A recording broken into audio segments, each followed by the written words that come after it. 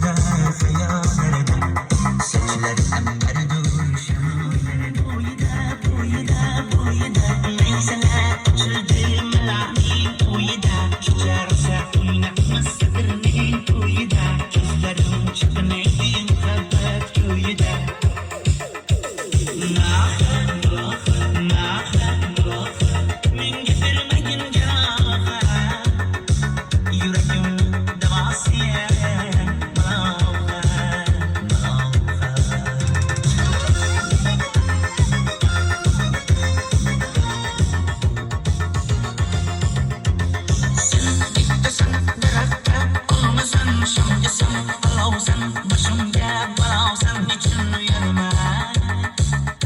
Söndürdüğünü uyarma. Aklın boyda neyse kaçırdım lanet boyda. Şecerse oynatmaz sadırının boyda. Gözlerim çıkmayı muhabbet boyda.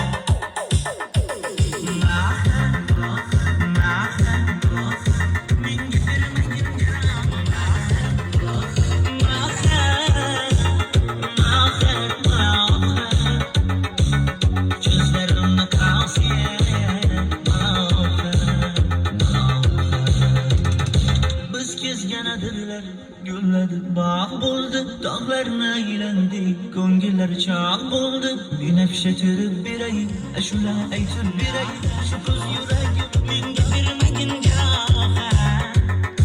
Yüreğimni davası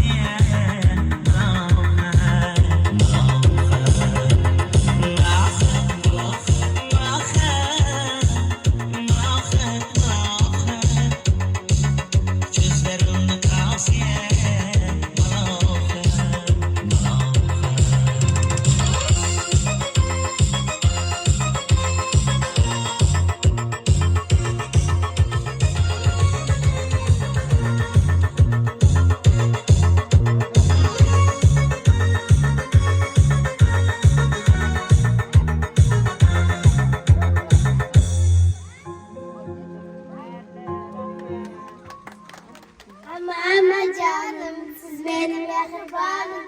Böyle oynayıp olunca uçar idi benim canım. Siz benim mehribanım. Ama canım.